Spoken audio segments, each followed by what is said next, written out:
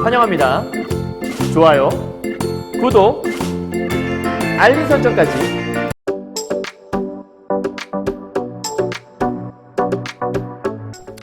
안녕하세요. 경화여고 2학년 학생 여러분, 그리고 전국에서 EBS 올림포스 전국연합학력평가로 현대시를 공부하시는 학생 여러분 만나서 반갑습니다. 선생님은 세계 최강 국어쌤 조인수 선생님입니다. 오늘은 이제 현대시 10번째 작품인 것 같아요. 선생님과 함께하는 요번 우리 시험 범위가 현대시가 20편인데 그 중에 9편은 이미 찍었고요.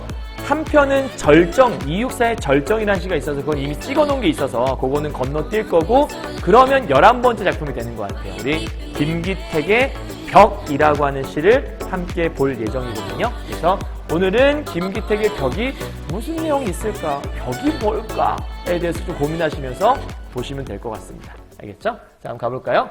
자, 김기택의 벽이에요. 여러분, 벽이라고 하는 거가 갖는 이미지가 있잖아요. 앞에 벽이 있다. 그러면 좀 개방적이에요? 답답해요? 벽이라고 하면 좀 답답함을 주죠. 그죠? 뭐가 막혀 있어. 그럼 답답하잖아요. 그러니까 벽이라고 하는 건 내 앞을 가로막고 있는 약간 장애물의 느낌? 그런 게 좀 강할 수도 있고, 벽이라고 하는 건 내가 좀 이렇게 뚫고 지나가고 싶고, 어딘가 좀 넘어가고 싶은 이제 그런 느낌이 좀 강하잖아요. 사실은 이제 이 김기택의 벽이라는 작품이 좀 말하고자 하는 건 현대인들의 모습을 그대로 반영하고 있거든요. 요 안에서는 전동차에 대한 얘기가 나와요. 근데 지하철이죠. 쉽게 얘기하면. 지하철 여러분 그 만원 지하철 타본 적 혹시 있어요? 정말 사람들이 빽빽하게 차 있는 곳.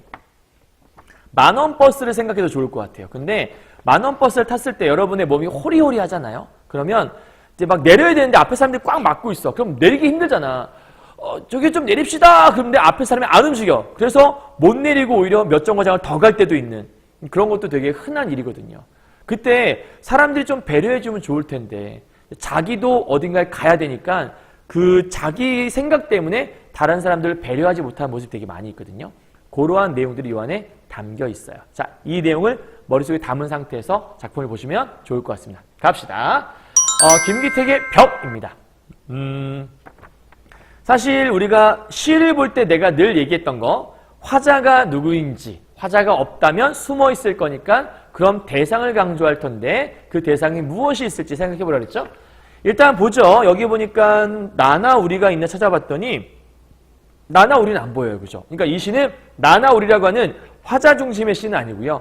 그럼 대상이 중요한 것 같은데 대상 중에 일단 벽이라는 게 좀 있고요. 그 다음에 많이 반복되는 존재 중에 누가 있나 봤더니 보이세요? 여러분, 네모 속에 할머니, 그치? 그러니까 요 안에서는 할머니라는 존재가 계속 언급이 되고 있거든요. 그러니까 할머니가 되게 중요한 대상으로 존재하는 거예요. 그럼 벽이라고 하는 건 도대체 무슨 의미가 있을까? 보죠. 벽.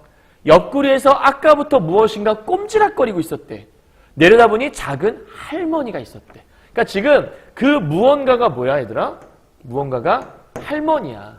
근데 꼼지락거린다고 하는 건 얘들아, 꼼지락거려? 그러니까 우리가 뭔가 거대한 것이 꼼지락거린다라고 얘기하지 않잖아. 거대한 것은 우리가 이렇게 약간 이렇게 움직임 자체가 크니까. 근데 꼼지락꼼지락 한다는 건 뭔가 조그만 걸 얘기하는 거죠. 약간 좀 약한 존재? 그 약한 존재가 여기서는 할머니를 얘기하는 거겠죠. 뭐 왜소한 존재라고 얘기할 수도 있겠고요. 이 할머니, 꼼지락거린다는 말이 뭔가 의미하는 바가 있거든요. 이따가 다시 한번 설명할게요. 어쨌든 내려다보니까 할머니가 있겠던 거예요. 할머니네? 근데 할머니가 그냥 할머니도 아니고 작은 할머니. 키가 작으신, 뭔가 몸집이 작으신 그런 할머니가 있었나 봐요. 만원 전동차. 아까 얘기했어요. 지금 현재 만원 전동차. 만원 버스, 만원 지하철 생각하세요. 이 전동차에서 내리려고. 그러니까 할머니는 지금 뭐 하려고 하는 거냐면 내리려고 하고 있는 거야. 그럼 왜 꼼지락거렸던 거지? 할머니는 내리려고 꼼지락거렸겠지. 근데 혼자 헛되이 허우적거려. 결국 할머니가 내리려고 꼼지락거렸는데 그 꼼지락거리는 모습은 결국 허우적거리는 것밖에 안 됐다는 거야. 더군다나 헛되이란 말 있잖아. 뭐 했어? 실패다. 뭐가요? 내리려는 것을 실패한 거죠. 그 헛되이 허우적거리고 있는 건 나가지 못하게 막고 있는 무엇인가가 있다라는 거예요. 그죠? 그러니까 허우적거리고 있다는 얘기는 혼자 힘으로 내릴 수가 없는 상황인가 보다. 이걸 알 수 있겠네요. 그죠? 자, 밑에 승객들은 빈틈없이 할머니를 애워싸고, 제목이 약간 그런 비슷하네. 그러니까 승객들이 애워싸고 높고 튼튼한 벽이 되어 있었다. 그럼 지금 현재 이 안에는 할머니도 나오는데 승객들이 나오네. 그리고 이 승객들이 제목에서 얘기했던 뭐인 거야? 벽인 거야. 할머니에게 있어서는 넘지 못한 벽인 거죠. 그리고 이 승객들이 빈틈없이 할머니를 애워싸고 있었어. 그리고 높고 튼튼한 벽이 되어 있었어. 그럼 할머니를 감싸고 벽이 되어서 할머니를 나가지 못하게 만들고 있던 거잖아. 그럼 이 승객들의 모습은 어떤 모습이냐라고 얘기한다면 이 승객들은 자기가 그냥 서 있는 것뿐이야. 남한테 뭔가 내 자리를 양보해주고 싶지가 않아. 그냥 움직이지 않는 거거든. 그러니까 이 승객들의 모습은 자기만 아는 이기적인 모습이 있는 거죠. 그러니까 나만 중요한 거예요. 그죠? 남에 대해서 뭘 하지 않아요? 배려를 하지 않아요. 남에게 뭐가 없어요? 관심이 없어요, 여러분. 이런 거예요. 그러니까 남을 배려하지도 않고 관심도 없는 그냥 나만 생각하는 그런 사람들이었던 거지. 한마디로 이런 이기적인 존재들이 누구였어? 바로 이 승객들의 모습인 거야. 그럼 저기서 말하는 높고 튼튼한 벽이라고 하는 건 플러스니? 이거는 마이너스지. 어떠한 심리가 있는 거야? 이기적인 모습 혹은 배려가 없는 모습을 설명하는 아주 나쁜 시어라고 볼 수 있겠죠. 부정적인 시어인 거예요. 현재 지금 할머니가 뭐해? 내리지 못하고 있는 상황이야. 왜? 이 승객들이 뭐하고 있는데 내리지 못하게 뭐하고 있어? 막고 있는 상황이니까. 그쵸? 자, 넘어가 볼까요? 뒷페이지요. 자, 할머니가 아무리 중얼거리며 떠밀어도, 그러니까 할머니가 나름대로 뭔가 나가보려고 막 떠밀고 했나 봐. 근데 할머니가 아무리 중얼중얼 내려야 돼요. 저 좀 내립시다. 라고 이제 뭐 중얼거리셨겠죠. 그리고 막 떠밀어. 아이, 좀 나갑시다. 하면서 아마 할머니가 그렇게 떠밀었을 거야. 그런데 떠밀었는데 밀려 안 밀려? 밀리지가 않아. 그래서 벽은 꿈쩍도 하지 않았대. 그럼 중얼거리며 떠밀었다는 것들은 뭐냐면 지금 여기로부터 빠져나가 보려고 하는 그 벽을 하얀색으로 적을까? 벽을 넘으려는 시도를 하고 있는 거잖아. 근데 벽은 뭐 하잖아? 꿈쩍도 하지 않았대. 아까도 얘기하지만 여전히 할머니를 뭐 하지 않는? 배려하지 않는 모습, 즉 이기적인 모습이 나타나는 거지. 그럼 얘들아 이거는 그냥 얘기하는 게 아니라 사실은 뭘 얘기하고 싶은 거냐면 여기로 빼올게. 사실은 이 사람들은 할머니에 대해서 관심 자체가 없는 거거든. 오해하면 안 돼. 할머니를 나가지 못하게 나갈 수 없어! 못 나가! 이렇게 막고 있는 게 아니야. 할머니를 일부러 나가지 못하게 소외시키고 있는 게 아니거든. 여기서 중요한 건 무관심이라는 거야. 그러니까 얘는 할머니가, 이 승객들은 할머니가 나가든 안 나가든 관심이 없어. 그냥 움직이기 싫은 거야. 누가 뭐라고 하나? 그냥 이러고 있는 거야. 그러니까 일부러 할머니 나가려고 하네? 할머니 나가시면 안 되지. 못 나가. 이러고 있는 게 아니고 일부러 막고 있는 게 아니라 그냥 관심 자체가 없는 사람인 거지. 그럼 여기에서 할머니가 뭘 상징하는 거냐면 이 할머니는 바로 사회적인 약자를 얘기하는 거고 그런 사회적인 약자를 배려하지 않는 그래서 여기 있는 이 벽이라고 하는 게 의미하는 건 주변에 관심이 없는 현대 사회의 모습을 형상화한 것이 바로 저 벽이라고 생각하면 돼요. 그러니까 냉혹한 현실을 얘기하는 거죠. 쉽게 얘기해서.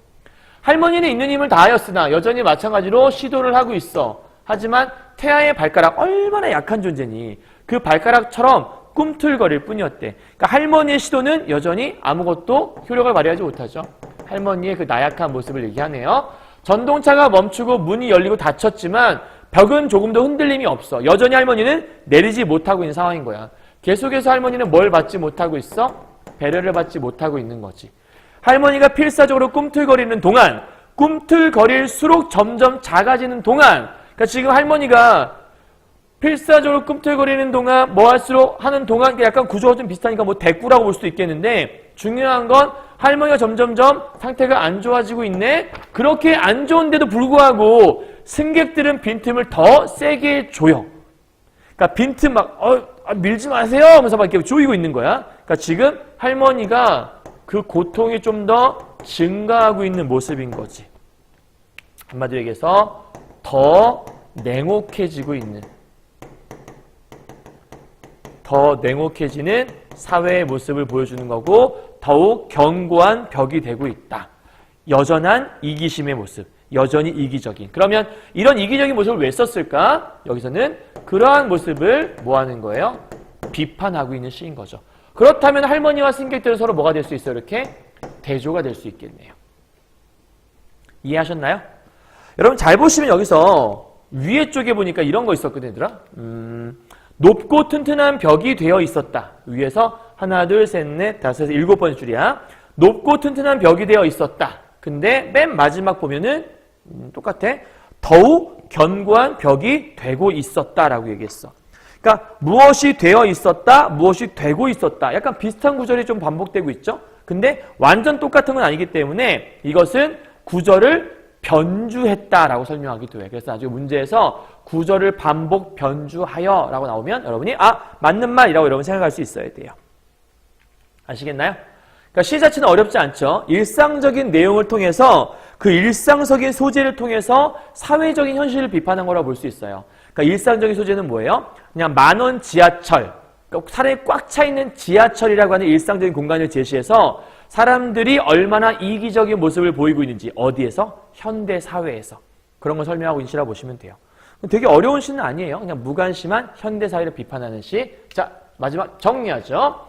자, 주제가 뭐냐라고 물어본다면 타인에 대한 배려와 관심이 사라진 현대인의 모습을 비판하는 시다라고 생각하시면 되고요.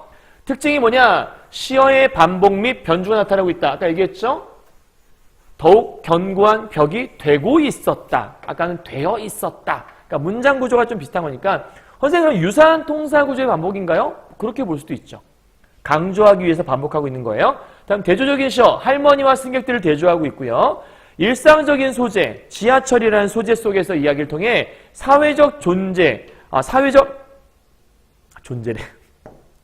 왜 존재라고 썼지? 사회적 문제를 제기하고 있다. 존재를 제기할 수는 없죠, 여러분. 사회적인 문제를 제기하고 있다. 보지 마요, 알았죠? 사회적인 문제를 제기하고 있는 거예요, 알았죠? 그 다음에 직위법 써있다라는 것까지. 이렇게 정리하시면 되겠습니다. 오케이? 자, 정리 끝. 간단하게 끝났죠? 이 첫 번째 시는 되게 어려운 시는 아니라서 요번에 한 10분 정도 간단히 정리했었는데 요 시는 여러분이 너무 쉽다고 우습게 보지 마시고요. 다른 시와 어떤 점에서 연계할 수 있는가. 그리고 우리로 하여금 많이 생각하게 하는 거죠. 주의하셔야 돼요. 할머니를 일부러 막고 있는 게 아니라고 그랬어요. 할머니에 대한 관심 자체가 없다.